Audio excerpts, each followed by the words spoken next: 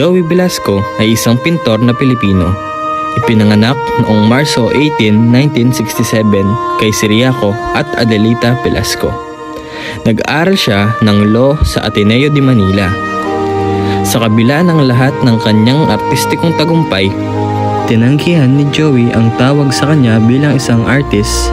Mas gusto niya ang terminong artist sa halip. Minsan niyan sinabi na, marami nang nagawang kabutihan si Joey Velasco. Sinubukang ipinta ni Joey Velasco ang The Last Supper. Ngunit sa halip na apostoles ang kasama ni Kristo, mga batang gutom. Palaboy-laboy at nangangalakal ang kanyang ipininta. Dito niya nabuo ang hapag ng pag-asa at hapag ng pag-ibig na naging inspirasyon sa mga batang nangangailangan ng kanyang tulong.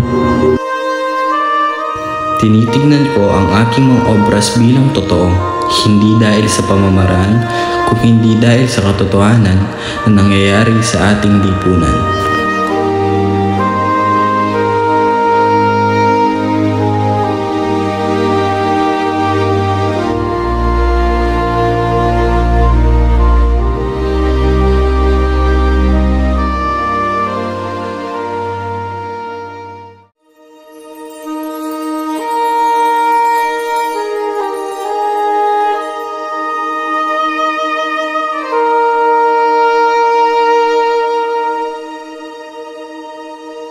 Talagang dibdiban.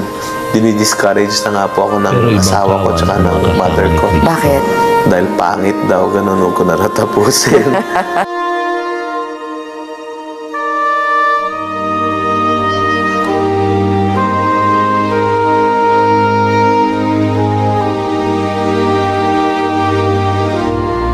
Sa bawat kaplak at hagod ng aking brush, naitanong ko lang sa sarili ko, anong kulay ang maaari kong ilapat sa mga mukha ng batang ito? Kaya ba ng brush kong langgasin ang galis ng lipunang aking ginagalawan? Kaya ba ng lapis ko may guhit ang landas nila? Kaya ba ng malapot na pintura baguhin ang anyo ng kanilang mga tahanan? Nakakapagod din ang maging pinto.